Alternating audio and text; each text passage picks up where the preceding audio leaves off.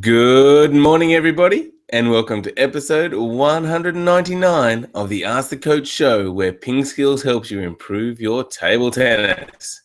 Ryan Howard of the Philadelphia Phillies set a record 199 strikeouts in the 2007 Major League Baseball season. And possibly today I'm going to strike out when I tell my Friday funny. In the show, we're going to talk about the ITTF World Junior Championships, the influence of the free arm, using a robot to practice against backspin, and how to practice to be like Juicy Hook, and the challenges of playing against new players. I'm Jeff Plum, and as always, Supercoach Alois Rosario is here with me to answer your questions. Welcome, Alois. Thank you, Jeffrey. And yes, another good day, another good show, I'm sure. 199. It's funny, isn't it? Like, he'd probably be really happy with that 199, but then he'd be, oh, no, I couldn't have got that 200. No. He wouldn't have wanted to get 200. This is him getting struck out, Alois. Oh, he got struck out. He's not a pitcher. Oh, okay. Yes. So he was lucky. Yeah. But I think he had a reasonable career. He hit a lot of home runs and stuff. But yeah, that's not a good record, I wouldn't think. It's probably pretty bad for your mental state, really, when you get struck out 199 times in a row, surely. Not in a row, just for the season. I see. I'm just not listening to you, Jeff. It's an interesting fact that you're not listening to me at all. Oh, well. And I said I might strike out because it's Friday Funnies. Why don't I just go straight into the joke and tell it to you? Go for it. All right.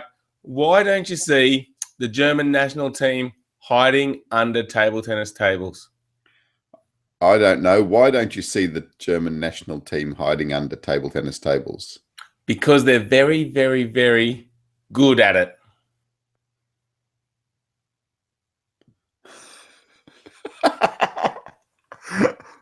It's funny. I knew it would be.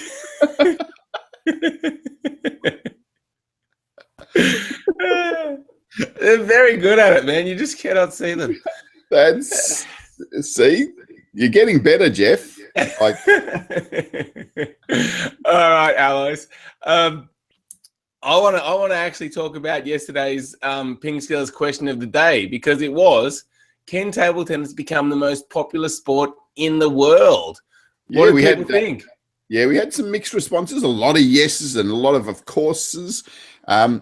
But there was a couple of other interesting comments. So Mark said, in other words, can football become number 2? Not likely unless the world is sick of its politics. Well, that is possible, I think. And Lucas said, nah, table tennis requires too many things to be practical enough to become the most popular. And there was another one here from Fabio.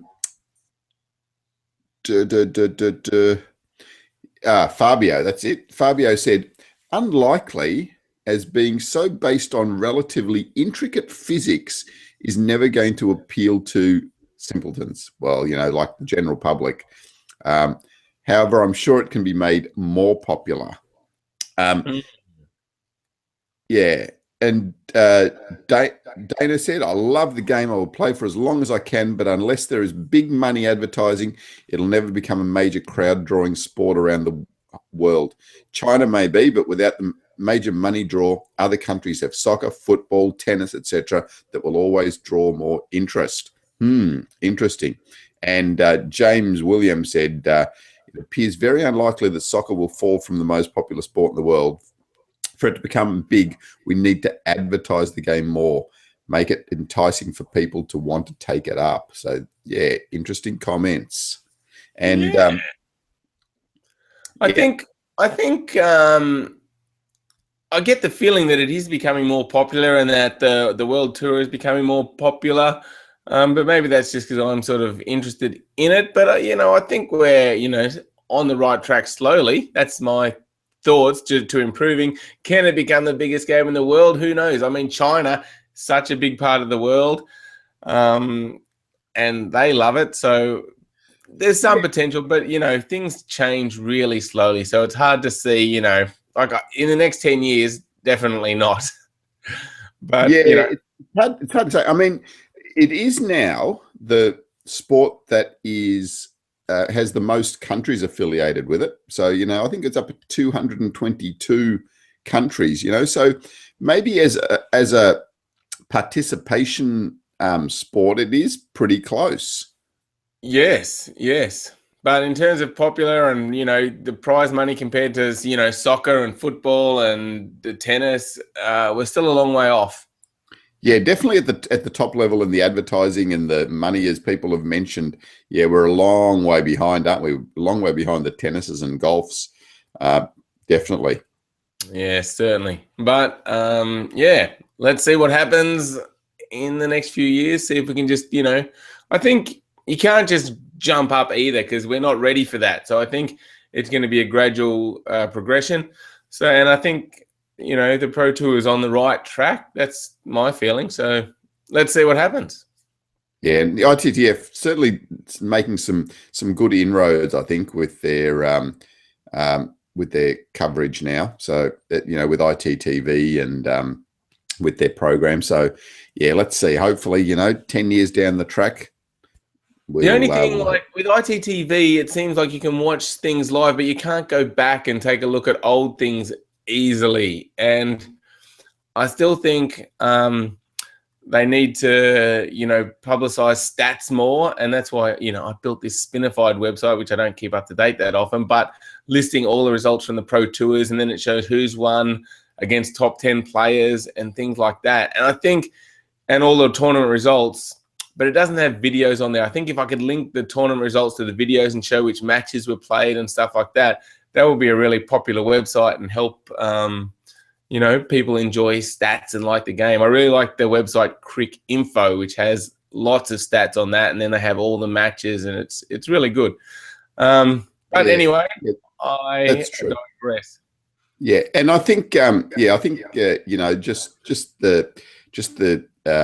the media presence is so important now, and just also trying to make the players more popular.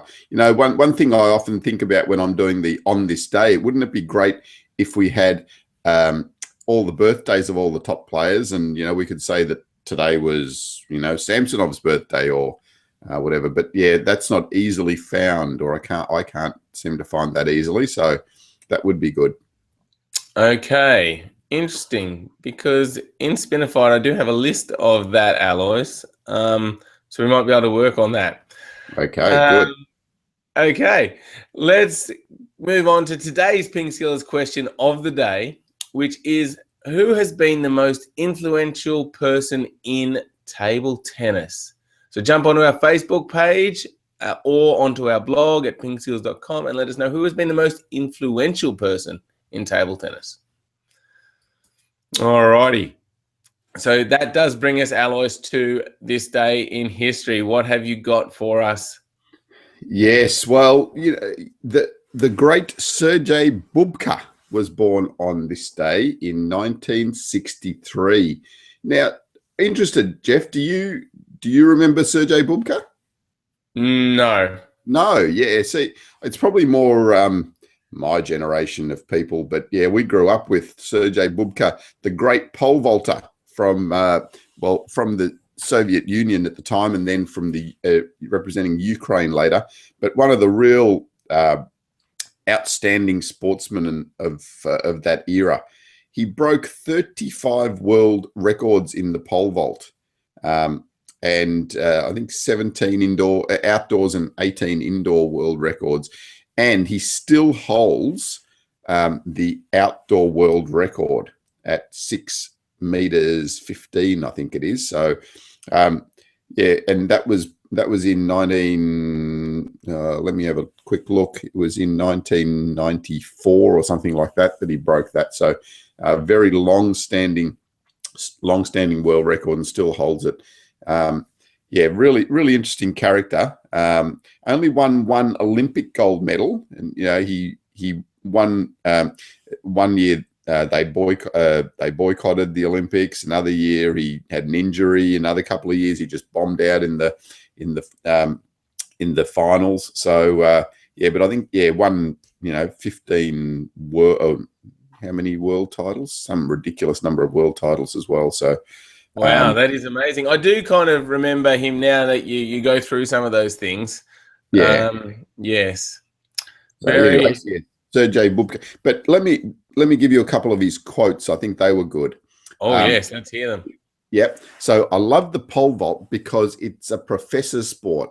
One must not only run and jump, but one must think which pole to use, which height to jump, which strategy to use. I love it because the results are immediate and the strongest is the winner. Everyone knows it.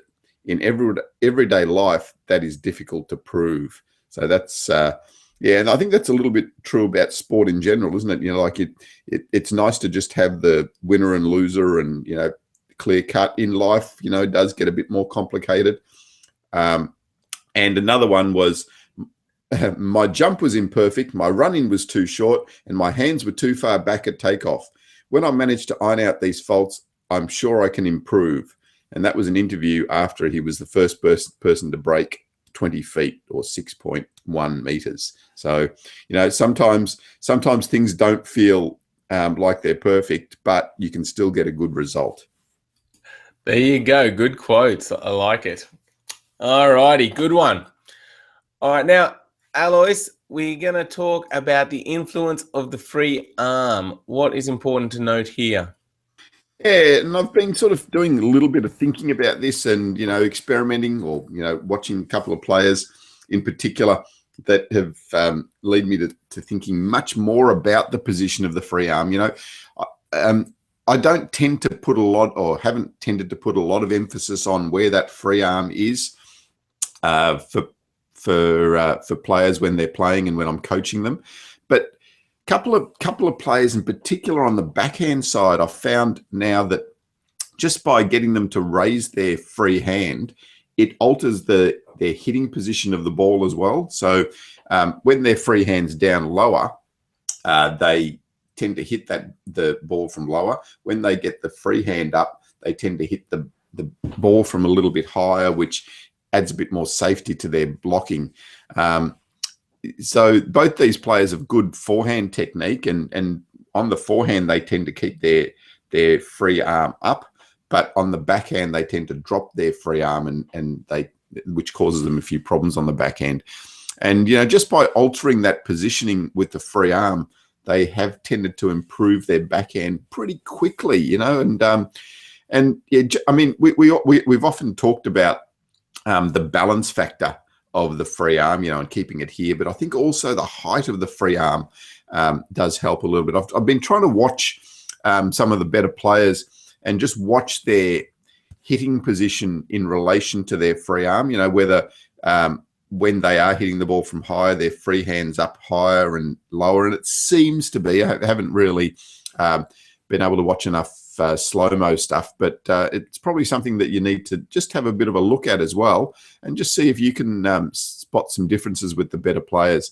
I think especially on the backhand side, you know, that free hand getting up higher tends to get the bat up higher and a little bit more balance with your shot. Very interesting observations. And yeah, I think it sounds logical, doesn't it? I mean, you don't want to have your free arm up higher than your bat. That's going to feel awkward because you're going to be off balance. And if you have it too low, maybe you're off balance this way. So it does make sense to kind of have it at the same height. Good observations. Yeah, and it's probably, you know, just from our, you know, catching days and things like that, you know, that's what we do. We tend to be quite symmetrical with what we do. So yeah, just by getting that up, I think it almost automatically gets your other hand in a higher position to, and by focusing on that, yeah, you're then not so much focusing on the stroke, but yeah, it's happening a bit more naturally. Yeah. Anyway, something to just think about and something to experiment with a little bit for your strokes, and just see what you think. We have got a previous Ask the Coach video response on the use of the free arm, and there we do talk a lot about the balance, and that, as I said, that is a really important factor. So we'll put a link there to that as well. So take a look at that video on the free arm, and you'll see what we talk about with the balance, but also perhaps just start to thinking a little bit more about the height of your free arm or your free hand. Excellent. All right, let's move on to the World Junior Championships. What has happened recently in this event? Yeah, so we've so for us Aussies, we've had a bit of success overnight with the boys. Dominic Huang had a good victory in against a Brazilian, Gustavo Yokota, winning 4-3. So that puts him through to the main draw, and also Dylan Chambers got through the group stages, winning both of his matches and making it through to the main draw. So for us Aussies, some good results. Woohoo, go Aussies! Yeah, exactly. And also for the US as well, Kanak Jar got through as expected, but let me just pull it up here. But also Krishna Teja Avari got through unexpectedly, winning his matches. So well done there as well. So yeah, some again, really good matches, really good competition over there. I think there's 24 in the boys. There's 24 qualification or round robin groups. Top 2 go through, so that's 48 players plus the 16 seeds. So that makes a 64 draw coming up. So yeah, the top 16 seeds go straight into the main draw. So that'll be starting pretty soon. So the round robin groups finishing today.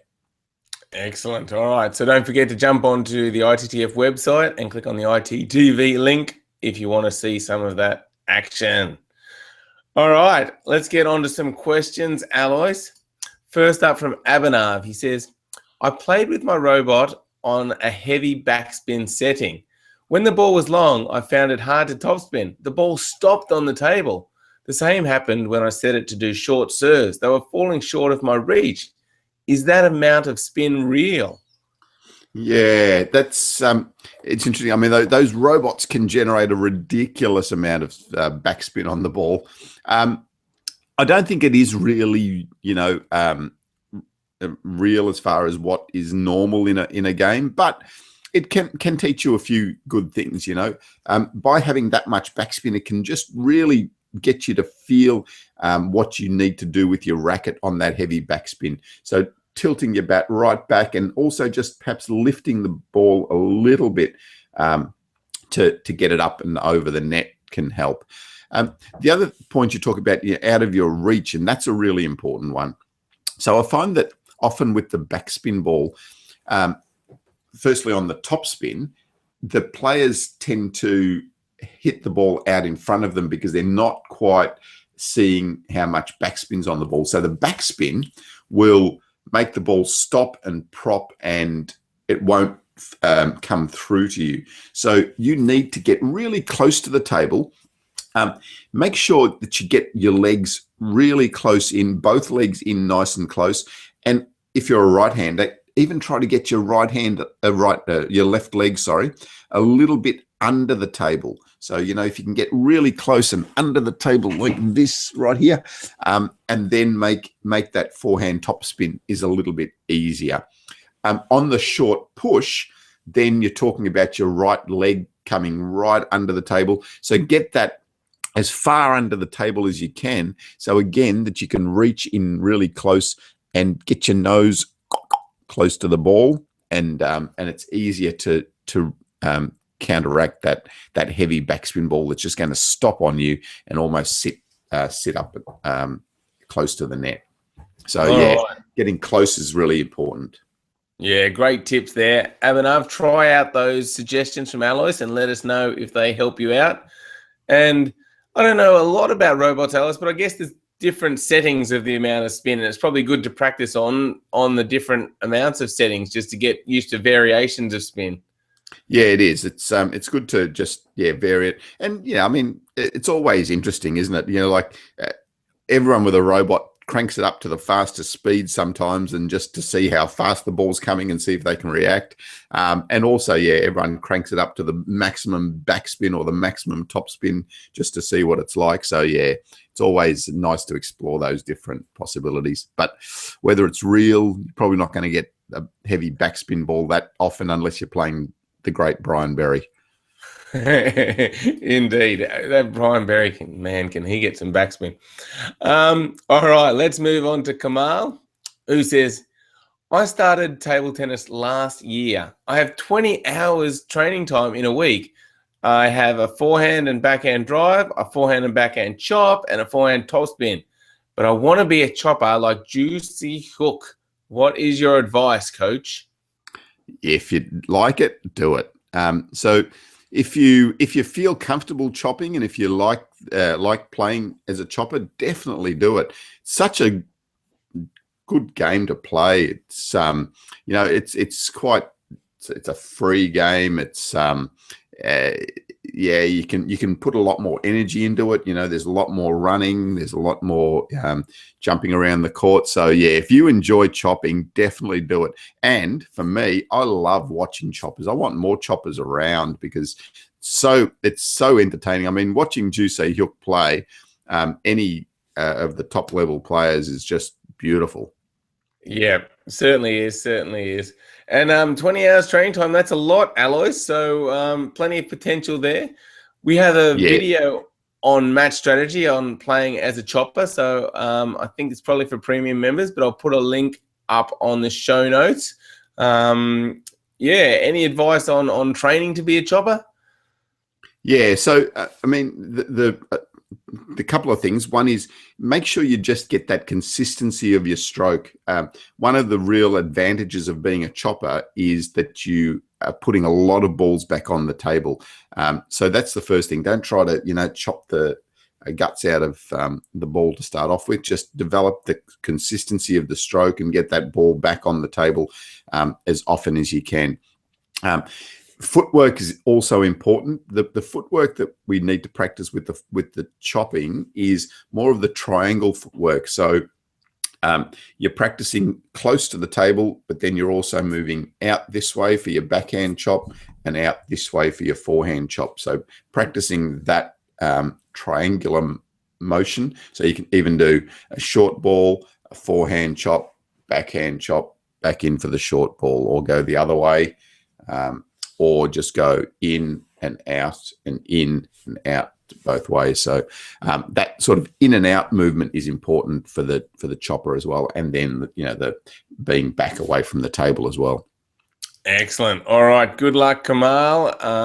Love that style, as Alois said. Go for it and let us know how you progress. All right. Anish now says, I often play at my club very well. But when it comes to playing matches with new players, I often keep playing with my style, and somewhere I feel I lose the match due to improper adaptability with new players and often fall short. Can you please help me? Yeah, that's an interesting one, Anish, because I think, one of the advantages of playing tournaments is that you start to see a wider range of players, and it almost forces you into learning how to do this better, because often players, we play in our own leagues or in our own office, and we see the same players every day, and even in a league, there might be 6 or 8 teams in your league, but year on year you end up playing the same people, and it's easy to work out strengths and weaknesses of those players. So by throwing yourself into tournaments, it almost forces you to see, wow, here's a new player, never seen this player before. What do I need to do? So the things that you need to start to think about are, firstly, if you can, watch the player in a previous match. That always helps, because you just get some good pictures of what they're actually doing. Then think about where they are weaker and stronger at blocking the ball. So, if someone's attacking to them, do they prefer the ball coming to their backhand or to their forehand? Which side they're better at attacking with? So have they got a better forehand attack or a backhand attack. And then also think about what their strong serves are and where their weaknesses and strengths lie with their return of serve. So what type of serves don't they like? You know, do they like receiving the tomahawk serve? Do they like receiving the pendulum serve? Do they look comfortable doing that? Do they make mistakes doing that? So they're the areas that you need to explore. Now, how do you do that quickly? In a match situation, if you haven't seen them before, you've never played them before, it's a matter of just experimenting early in the game. So, and you can even experiment a little bit in the warm up. Just give them some different top spins. Give them some top spins to their forehand side. Give them some top spins to their backhand side. Just see where they look more comfortable. And then it's hard in the warm up to do your serves on them because that's not what you normally do. But early on in the match, just give them a few different serves. Give them the tomahawk, give them the pendulum, give them the backhand, give them the reverse, whatever it is, and just see. And you might find pretty quickly something that they look uncomfortable with. So that's the important things there. Just, you know, early in the match, give them a few different options, give them a few different things to deal with and see what they feel comfortable with. Yeah, absolutely. And with the serve, Alois, if I'm playing someone new, I tend to like to just do my favorite serve first and see if they handle that well. And if they're particularly good at that, then maybe I'd try something else. But I mean, I guess it's a good idea to try a few different things just to see, you know, if something really is they don't like. Yeah, I mean, if your favorite serve works, then, you know, just keep doing it. But yes, if that isn't effective, keep changing it up and find something that they don't like. Great. All right, Anish. So just keep working on developing your own game. The better you get, the better you're going to be at playing newer players. And then, try and play some tournaments where you just get to play a lot of new players. As Alois said, no substitute for experience. The more you play different styles, the better you're going to get against that. So good luck, Anish, and thank you for the question. All right, Alois, that wraps up show 199. It was a great show with Friday Funnies, this day in history, plenty of good questions. So thanks, everyone, for watching, and thanks for your questions. And Alois, thank you. Thank you, Jeffrey, and I'll be going out hunting for those German table tennis players. You won't find it, man. All right. Have a great weekend, everybody. Enjoy table tennis if you can. And we'll be back on Monday for show 200. See you.